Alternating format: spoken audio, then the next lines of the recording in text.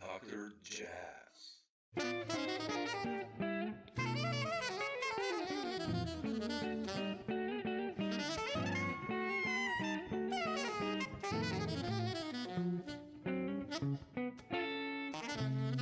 I like the photo, by the way. Dr. I have a cat as Jazz. well, so The cat? yeah, it's beautiful. We have a cat at home as well, so Yeah, I like it. Yeah, yeah, I just got it. I found it online. Yeah. it's very cool.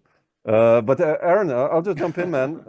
Thanks for finding the time, first of all, and sending the latest recording. I've been following you since the Into the Light and Blood and Thunder from Fresh Sound days, and love your stuff.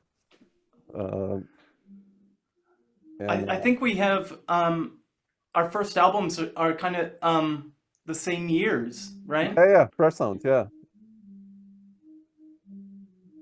yeah.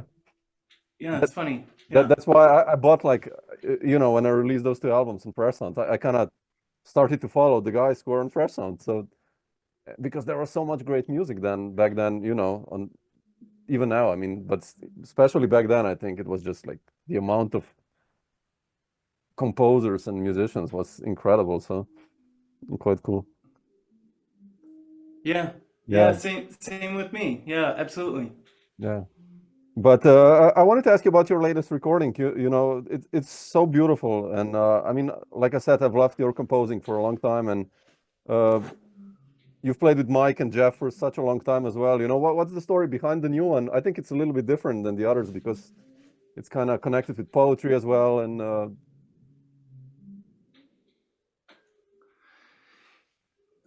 Yeah. Well, I guess, I've always had this interest in poetry, and several years ago, I started taking classes on formal poetry. So that means like blank verse and like the meter and rhyme and how form is constructed. And I kind of already had some understanding of that because I took a really great class in college. But this was like really pushed me up many levels taking these classes. And when you're any I don't know what your experience is, but anytime I take lessons, whether it's I'm taking flute lessons or I don't know if you still take guitar lessons, but if you take lessons doing something else yeah, and hearing the way that the teacher describes whatever you're taking, it filters through the music part of your brain, and you, at least for me, I had these yeah, sensations of like, oh my God, this is the way they're talking about this is identical to how I would think of approaching jazz or approaching improvisation or music at large, right? And so just yeah, digging into this medium a little stronger and trying to write it myself. Um, Gosh, I was just so pulled. Like, can I have, and it's not a unique idea, it's like been done since music has first began. Music and poetry have been linked, but yeah, I just thought, can I make it more like a more direct kind of correlation between these evocative lines and mhm, framing that with music? That's kind of yeah, how I thought of it. yeah. No, it's beautiful. I mean, I studied poetry, so and translation, and especially American poetry. So it's kind of really got me connected. I was like, damn, okay, that's cool. Oh wow. Yeah. Yeah. What poets are you do you like Oh, to I, I read? I did my thesis was like the influence of American poetry on Slovenian poetry after 1990 because like American poets like Greeley and Ginsberg and Whitman and all these guys were translated and actually influenced the poetry in Slovenia, which immensely changed with the introduction of the free form, blank verse, and all that stuff. And then I got really obsessed with translating also. I translated Greeley into Slovenian and Wallace Stevens and with some other guys like so yeah, I love poetry, man. I still read it, always like Oh, that's beautiful, man. Yeah, that's yeah, great. Yeah. Yeah, I've never that's something I want to try. I'm still studying, and one of the little projects that I have to do is do a translation. I've never done that before. That's the So best. yeah, I want to try that. It's so heavy. It's so heavy because Yeah. you know it's always something you have to sacrifice. It's like in music, kind of, and you know, Yeah. so that's the beauty of translation. Yeah, Yeah. yeah. Hmm. Uh, Oh, that's cool. what's your story with Mike and Jeff, by the way? How did you guys meet? I mean, I know you did the Wabagon, like, which is now 7 or 8 years ago, 7 or 8. Yeah, gosh, Yeah. time flies. Um, well, let's see. Mike and I are roughly the same age, and we had a lot of common friends. Um, I think we moved to New York about the same time too, Mm. and we taught at a music camp, a summer music camp together, and we were roommates. And you know how that is. When Yeah. you're roommates for a summer, it's like it's like you always knew each other or something. So yeah, we became really close, good friends, and then yeah, I had this idea, and it wasn't really inspired by Paul Motion, but that group is always just like Yeah. lingering, Yeah. Um, and maybe it was more of a practical thing too, like getting a bass player is the hardest piece. And yeah, I wrote some music, and we tried a couple other drummers, and when Jeff came and played, it was like, whoa, it's loose, but it's Yeah. not, it's still there. And Jeff's just a really special guy, and the way I kind of approached it, and I still like this way. I just started booking gigs maybe once a month, maybe once every other month, until the music got to a point where I felt like, oh, Mm. I think we've got enough, And so then we recorded that last one. I think that's in 2018. 18. But we had been playing together for at least a year or so as that trio. And yeah, and then I play with Jeff sometimes in Jamie Baum's group. Mhm. I see Jeff around quite a bit, and yeah, he was like, man, we gotta keep that going. And I was like, oh, but Mike doesn't live here anymore. and Yeah. and yeah, so I was like, all right. So we picked up the pieces and did it again. So Mm. That's yeah, beautiful. it's great. Yeah. Yeah. How do you write usually? I mean, when I listen today back to the CDs like that I mentioned, like Into the Light, and there are some beautiful tunes like Fumes and Into the Light, actually, and all these compositions, and especially like your melodic lines. But like, what's your process when writing? I mean, Oh gosh, man, I feel a little like, get Into the Light. I mean, I was in my 20s, like I didn't know what I was doing. I was just really, trying, yeah. Well, I mean, of course, I I guess I mean, had some idea, but sure. um, I mean, it changes, I do a lot of modeling now. Like the way I kind of write now is I'm into like like if I hear something that's evocative, or like I like a lot of contemporary classical music, like a certain lane of it. Not everything is my thing, but certain things, and I kind of like steal some of maybe it's the form or the Yeah. shape, or maybe there's like some harmony movements that I like, and I'll just kind of keep those, or like I'll figure it out on the piano, and I'll just kind of think about it in the back of my mind for a while. Like just the past couple days, I know it's silly, but I've been listening to that Schooley Severson Oscar Gunderson Yeah. duo album. Yeah. Do you know That's so this? beautiful. Yeah, that's so beautiful. Yeah, I think there's two albums, but I only have one of them. But I've just been like fussing with the bass line, because I'm not a bass player, and to hear how he's playing bass lines, that's interesting. I think I could tighten up my bass lines. So yeah, a lot of listening and kind of modeling. Keeping, I write, I keep like a little sketchbook sometimes and write little cells of things. Mm. Yeah. Do you write for the players? I mean, because when I listen to the latest one, it's kind of I had a sense you wrote for Mike and Jeff. I don't know. That's the idea I got. I mean, especially when I listen to what Mike plays as a guitarist. So. Oh, 100%. Mhm. Yeah, 100%. And you know, like having already done a full project with them, I really I felt like I had a better sense of what I wanted to accomplish, and also like knowing their strengths and weaknesses. Not weaknesses, but that, you know, where they're, Yeah, especially for Mike, you know, like I know what kind of drives him, you know. So yeah, that's so yeah. important when you're right. Yeah, yeah. Where does this love for the guitar come from for Yeah. you? Because you know you've done records with some of my favorite players and friends. I mean, you know, Mike and Sebastian Noel and Pete McCann. You know, and of course there's Mander in the. I mean, where does this come from? Yeah, that's interesting. I don't know. Maybe it's yeah. I don't know. I've just maybe had more friends that were guitar players. Um, yeah, I can't explain that. Yeah, I wish I had a better answer for that. I don't know. Maybe I just gravitate towards the guitar because it's like a and I also feel like I know how to write for it. Surprisingly, Hmm. I feel like I know how to write for it.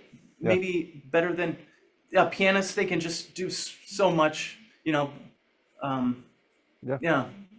I know what you mean. Yeah, but you mentioned Yeah. trio with Frizzell and you know Lovano and Motion. Obviously, I mean, also for me, one of the most important bands ever. I mean, any music by Paul Motion, but how did you get? I mean, if we go a little bit back, what was the main inspiration for you to get into jazz and in improvisational music? Do you remember a moment or?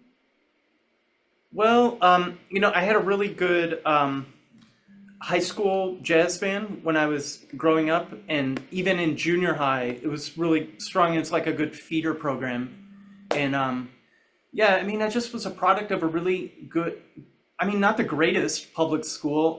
It was like rural Illinois, which is, Mm, okay. you know, not. It wasn't like it was highly funded or anything, but it was funded, and I'm sure they had some sort of budget, and yeah, had a great junior high teacher and a great high school teacher, and my parents were very supportive, and they got me started at an early age taking lessons, and yeah, just, you know, I'm sure it's like this for you. Kind of one step leads to another. You kind of find yourself good at this thing, and so all of a sudden you're lumped in with other good players, and then I went to college and met a bunch of other great players, and it just kind of spiraled like that. It's Mm, almost out of my control.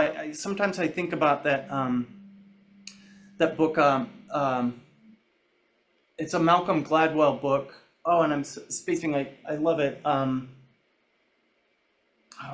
But he kind of makes the argument that in some ways your future or what you're doing was decided long before you even were alive, mm. perhaps, you know, because my grandparents were musicians, Oh, really? and my uncle was a musician, Oh.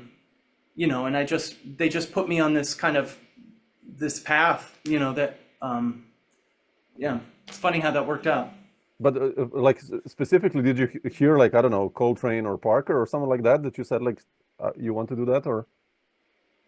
Oh yeah, well, yeah, let's see. I mean, in gosh, I think I was in grade school. You know, I had tapes of like mixtapes, like, and it was kind of, to me, it's funny. Like, I always say like this Christopher Holiday solo with Maynard Ferguson Okay. was like back to back with like Charlie Parker and then John Coltrane, and then I don't know, just something, you know. So yeah, there was a bunch of like mix mash of things, and I actually remember in like fifth or sixth grade, like thinking like I couldn't tell where Charlie Parker's melody Mm. started in his solos. You know, like I couldn't tell the difference between solo and melody, and that was a big revelation when I figured that, oh, there's something more going on here. You know, Sure. I mean, it's silly, but it's No, fun to think about. these are the best moments when you're trying to figure out stuff, and I mean I love that Yeah, that you remember that, and yeah, fantastic. yeah. Yep. You Yeah. said you moved to New York in approximately the same time as Mike Baggetta. When was that, and how did you base that decision? And these first months, how was that like for you? I mean, Yeah. Yeah. Gosh, like that. So this was 2002. already, I okay. just graduated from, yeah, I just graduated from grad school, and I lived in Chicago, which I really loved the city, and then I went to grad school in Miami, and I really, really loved the school there, but not so much the city, is especially compared to Chicago, which had just had like a lot more diverse kind of things happening. And I was like, well, I'm gonna move to New York. I didn't have a giant plan. I I think if I can remember my who I was, and I just kind of wanted to try to be as good as I could possibly get. Like it wasn't gig focused. I still don't have this drive of like, oh, I got to have all the best gigs or something. I just really want to be good at it and try to figure out like how are my these guys doing it? How try to figure this out. So that was kind of it. And Mm. I sold a car for, I think, a used car that I was driving for like $2,000, thinking that would last me a few months. And then I remember within weeks I had no money, Oh shit, man. and that was a problem. So that's still an issue for everybody that Oh, sure, yeah, is here. The money thing is how to get that. So yeah. uh, What were did the? did you ever live? Did you ever move to New York? Yeah, I mean, I went pre-COVID, like every year for 2, 3 months or something like that, and just to Ah, play and record, and but I don't know. I was, I guess a life took it, takes you wherever it takes you. So it's you meet a girl, yeah. and then somehow I never moved there Ah, actually. So, but in a way, I'm happier because as all the gigs I do are in Europe, in Germany, and Austria, and and Switzerland, all things like the that. all the So New York musicians, they like are dying to tour in Europe. So exactly, yeah, man. you've got it. Yeah, you've got it figured out. Yeah, kind of. Yeah, I mean, it lacks the thing that New York has. You can call like the best drummers and bass players and horn players or guitar players or whoever just for a session, and that's Yeah. where I live. We don't have that. Maybe there's no bass player around. Who could do what I want him to play, or so you have to always fly in people and stuff like that. So, but Yeah. you know, pros and cons, I guess. Bass players are overrated. That's why we all play bassless, right? I'm doing it too. So. No, they're not. Sorry to all the bass players. No, but Aaron, what Yeah. were your Yeah. Just first kidding. gigs? Just kidding. What were your first gigs in New York? I mean, the first Oh, people you I mean, took they're up. silly gigs. Oh, Oh, in New York. yeah. Oh, yeah. All right. Well, you know what was a really great thing, and I can't believe I did this, but I really hustled for a while to get like some regular jazz gigs. Hmm. And I don't know if it's closed down now, but I had a weekly gig for over a year on McDougal Street in the Village at a Hmm. place called Cafe Creole. Okay. I don't know if you ever I went there. know. This was, Don't know. 2000, Okay. but yeah, like uh, so I can't remember what time we played, but I met so many musicians doing that. Vinny Sparazza was always Yeah. Oh, playing. beautiful. This vibes player who's lives in Germany now. You might know him. Tim Collins Yes, sure. was playing quite a lot. Um, oh gosh, Matt Closey would play all the time, and Mm. we became really good friends. And yeah, this day I love that guy's playing. Yeah, he's I love great. all of them. But and then right after us, it would be like this other band of like Monder played there all the time with Chris Cheek Mm. and Diego Voglino, this Ooh, drummer. drummer, Yeah. and Gary Wong played, and just like the band after us was we would always stay and watch the band after it because it was like remarkable who was there, you know. Mm. So yeah, that was a really pivotal time. You know, that was probably a year of, and this is kind of funny, the gig paid a total of $40. So we each got $10. Sure. So, The usual. so, Yeah. I don't know how I did that, but, I did, you know, I did that. And, yeah, so that was, and then, I don't know, other gigs after that, you know, a lot of one-off kind of Yeah. gigs here and there. You know, playing it, I don't know if you ever played at Cornelia Street. That was always like Yeah. a Yeah. special place to play. Oh, that was amazing, man. Yeah. Yeah, Such yeah, a place. yeah. I'm sad that place is gone, but Yeah. yeah. Oh, wow. Interesting. When did you start leading bands? I mean, immediately these were like your bands as a band leader, right? I mean, and how did then Into the Light happen, which you know is a Yeah. lovely record still. Well, I remember actually looking at yeah, somebody told me like, and they just kind of offhanded, you know, I was 21, 22, and they offhandedly said, well, nobody wants to go hear you play, not me, but nobody Yeah. just wants to go hear a person play standards. And I thought, oh, right. Yeah, probably true, right? So then I thought, well, I have a couple tunes. I'm not really you know, like I don't know that. And then then like this whole like idea of like, well, what do I want to say with if I have to write a set of tunes and play at my favorite place in my mind, what do I want to say? You know, what do I bring to the table? Not just we're going to play the set of standards, which I love doing. Sure. But if I want to make a artistic statement, and then how is that going to stand up against like Tony Malaby's trio, you know, like, or somebody that's really making like a powerful statement, you know, like, gosh, you know, you got to think about that. It keeps you up at night a little bit. Oh, it does. You know, thinking about that. Yeah. Yeah. And how did then Into the Light happen? I mean, and in your connection with Jordy and Fresh Sound? Oh gosh. Well, you know, at the time I was like, I still am. I'm a huge Chris Cheek fan. Oh, yeah. Me too.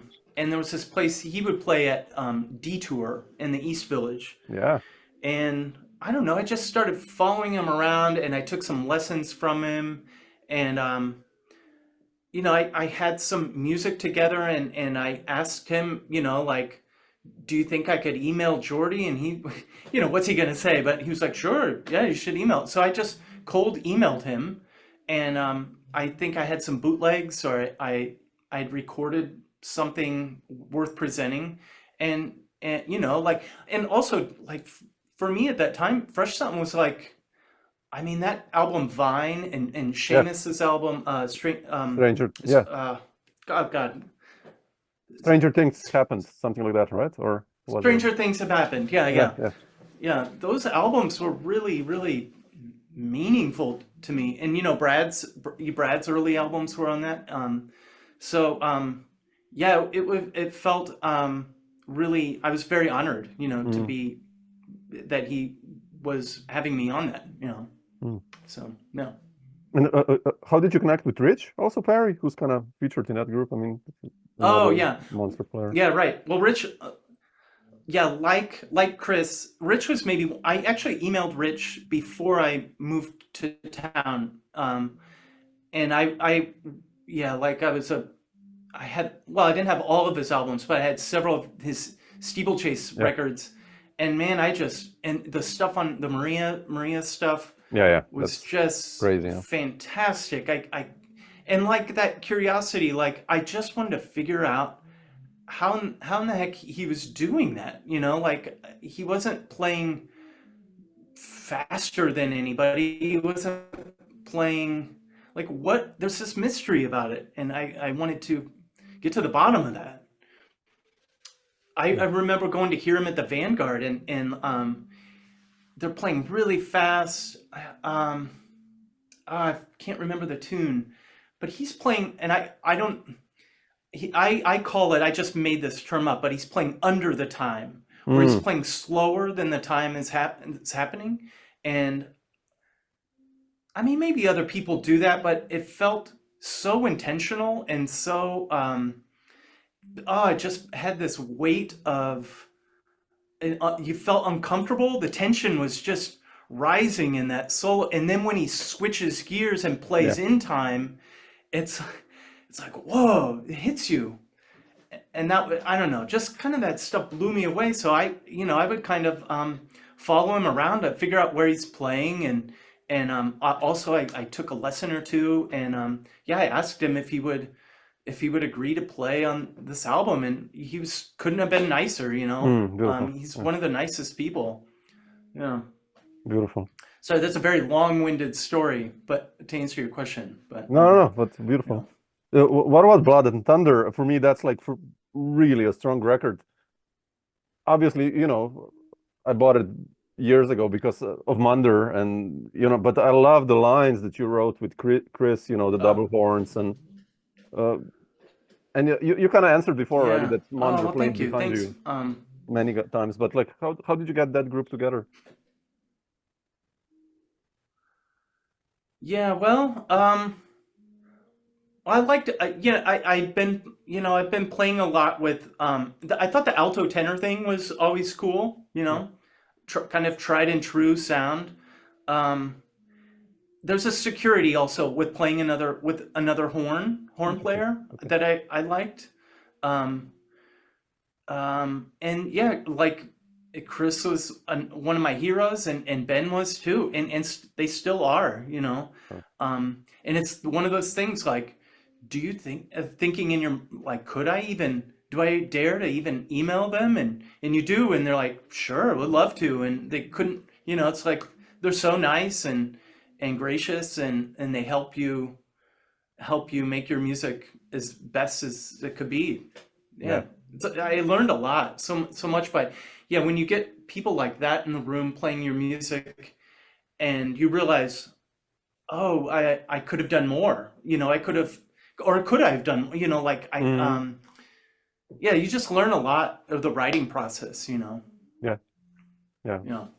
I remember my first time experience in New York, when I did that record for Fresh Sound, 2 hours with Malaby, Mark Elias, and Rainey, and I wrote 11 tunes, right? And we played a gig in Detour and some other gig, and and then we went into the studio in Systems 2, and it was done in under 2 hours.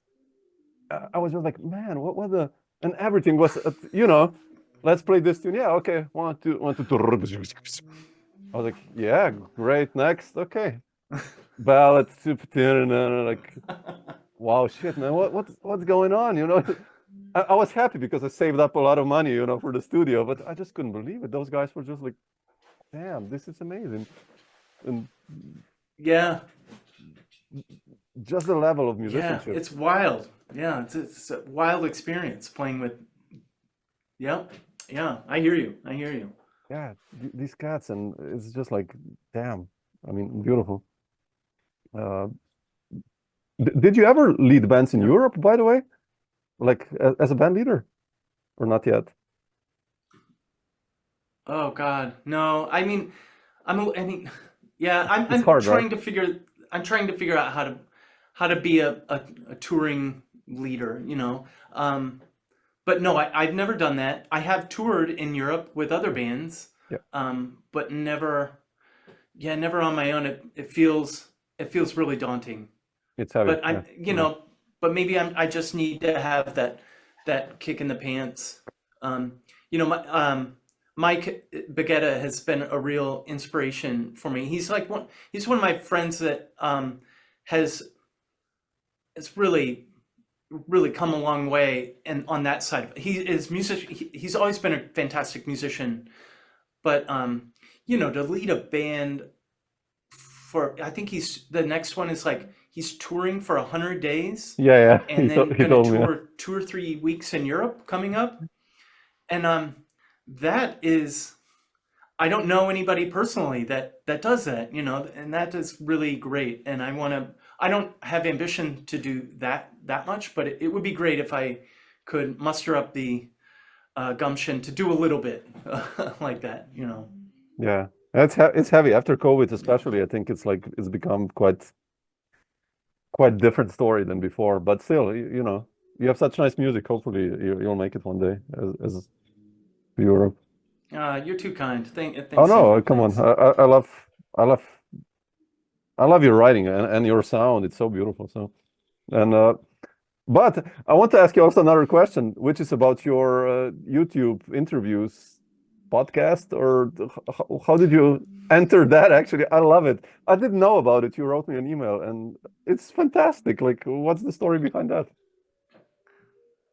Uh, well, I've got this space. So yeah, like after COVID, I was practicing in my apartment and I had a whisper room, but even that, it was my wife had to work in the same, we have a one bedroom apartment, and um even with the whisper room, it was like driving her nuts. And she was totally cool with it and she's so supportive, but it was like it was reaching a point, and so I looked into you know, little studios that you can rent, and they're not cheap. I'm not going to pretend Sure, that it's like sure. super cheap or something, but we were swinging it. And once I got in here and set up all my, I've got all my stuff here, and there's just music, and I don't have to like tear everything down, and Yeah, I love it. It's like it's such a gift. And I was thinking like, well, you know, the first thing I thought was, oh, I should get drums and I could record in here or something. But it's not quite big enough to have drums. But I did think, like, I don't know, I'm really interested in like, well, what are the other people doing? I don't know kind of what your motivation for doing what you're doing, but I always feel like, well, I know how the thought process that it's taken me to get to where I am, but I don't know what other people's thought yeah, processes are, and it's really fascinating to hear that, you know. Some of your interviews like have been really fascinating. You just interviewed Quinson, who yeah, yeah. he was my last one that I posted, and what an Oh man, interesting guy, you know. I've known him for all this time. I've known him for a long time, and I never got to ask him these kind of questions. And I love it. It's great. I want to keep doing it as much as I can. yeah. I mean, especially, you know, as jazz musicians, like you said, I'm always interested, you know, how people write, or how do they come up with certain, you know, ideas or concepts, or why they're doing it, or how did they got into jazz and stuff like that. And Quinzen is one of those guys. When we did that, I was like, shit, man, that's Yeah. crazy. You know, that's like a whole totally different world. Like, and so underrated. Like, at least I think, Yeah, and there's no you know, real, it's not like there's like millions of dollars on the line. There's no real reason to do any of it, you know? exactly. And that the fact that people are really hungry and doing all this interesting work just because, that's it's amazing, you know? Mhm. It's life affirming. Yeah, yeah. It's like a disease. This music kind of virus that gets you, and you're basically losing money and writing tunes and band leading, but you're still doing it. It's like, damn, okay. I don't know. What was the motivating factor for you to do your interviews? I just, you know, COVID was like, I have so many friends in the States and or in, you know, in Europe, and we just were Skyping or on Zoom talking, you know, how everyone is doing. And I remember I did like, you know, just a friendly chat with Howard Levy, you know, the harmonica player. And we were just like chatting and I don't know, talking like for 2 hours. And he said like, man, you should record some of that stuff, because it was quite a casual conversation. I was like, shit, yeah. And then I Oh, just interesting. started doing it, and it became, now it's quite an obsession, kind of, you know, it makes me I don't know, it's enriching, I'll put it like that, to hear you guys talk. And you know, I have so much music at home, like CDs and albums, and just this is like a part for me to get motivated as well, and you know, connect with some people actually that I don't know in person. I mean, Yeah, right. Do, Like, do you find that you learn a lot? Yeah, That you can apply in your own practice? I think so. I mean, especially motivationally, when I speak to someone like, whoever, like, this is just like, then I'm like, shit, man, I should do another album. I should write more music, or some people are like, yeah, I write every day. I'm like, shit, why don't I don't write every day, or like just for 5 minutes or whatever. Yeah, And yeah, I don't know. yeah, And also it's like, I feel like I'm creating an archive for all of you guys and all of us. I mean, in a sense that there is so much great music out there. And I hope maybe, I don't know, in 20 years it will be still there. I still have it on my computer. And I would love to see video interviews or even audio interviews with, I don't know, Booker Little or Eric Dolphy or whoever, and they don't exist actually, not so many, or with some none, right, right. And so I hope, it's like a database of for whoever is or will be interested. So, it's Yeah. selfish and more Well, I unselfish think they're reasons. great. Yeah. I find that I get bogged down with the editing. Do you do much editing or like what's that like for you? I usually leave it just as a whole impro, kind of like a gig, even, I Wow. mean, I cut the Okay. beginning and the end, and like, I mean, even now I'll leave this in actually, but just like, the real beginning and real end, and just like, okay, that's it. We went where we went, and so it's quite cool, I I love love it. that. Sometimes it just goes like, I did this talk the Yeah. other day with I'm gonna think about that. I David think Weiss, the trumpet player. And I yeah. think we were talking like for almost 2 hours, and we covered, I don't know, two questions. It was just like, man, what is it? So it's different how people are and personalities are reflected and stuff like It's that. true. It's nice to see that, and Yeah, yeah. I love it. Yeah. It's a nice Wow. platform. That's cool, man. Yeah. Yeah. But Aaron, just to return to you, because we're doing this today because of you, what are your plans for this year still? I mean, gig-wise, or as sideman also, or like promoting your new album? Well, let's see. Yeah, I've got kind of like sort of busy for me anyways. In the end of June, we're going to do a little tour in the U.S. Um, like 8 days throughout the East and Midwest. Okay. And then Jeff couldn't do it, so we're doing with Mike and Bill Campbell. Drummer Bill Yeah. Campbell Yeah. Beautiful. is going to do it with me. And yeah, and then I've kind of I've kind of started. I don't know how you function, but always in the back I've got like 3 other ideas for projects. So I've got this other kind of thing I've been writing for, What are they? with yeah, like what's that? What are they? What's that? Well, like this one thing's a quintet with 2 altos actually. And do you know the alto player Jeremy Udine? Yeah. Oh man, I love him. Okay, fantastic. So he plays alto in this instrument that I wasn't too familiar with, Lyricon, Hmm. which is kind of a early Iwi kind of thing. It's got this really cool vintagey kind of sound.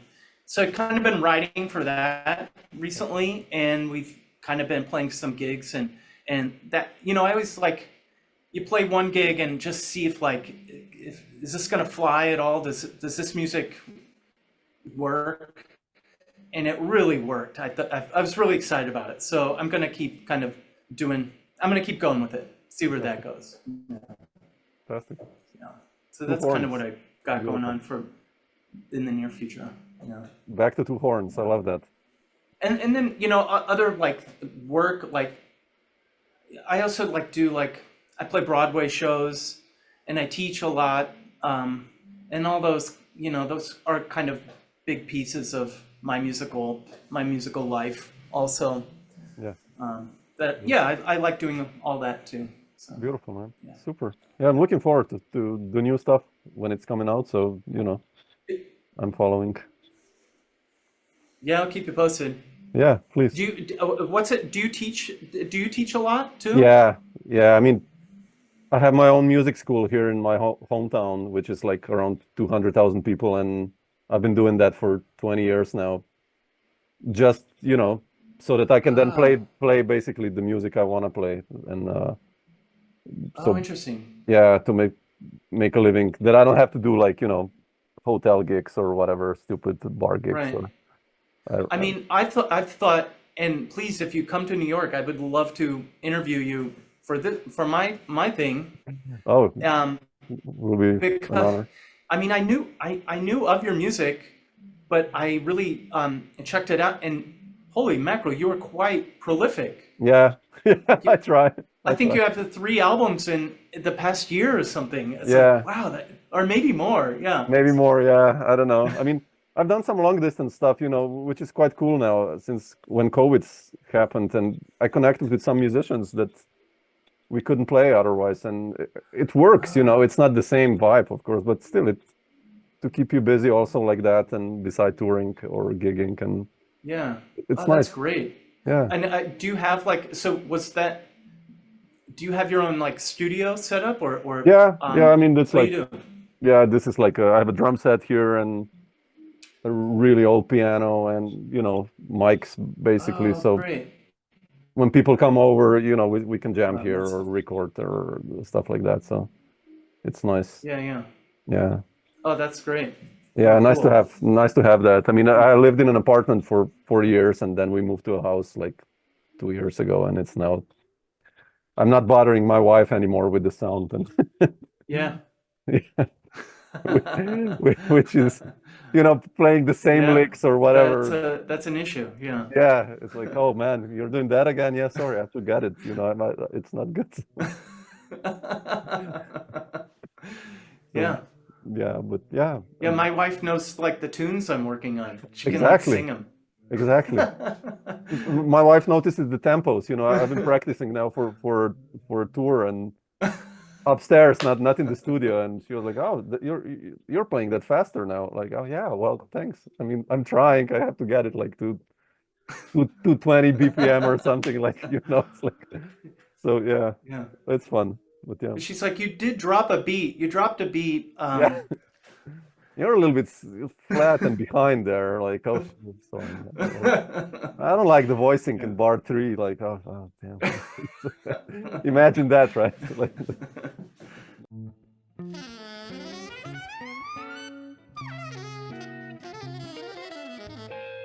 Dr. Jazz.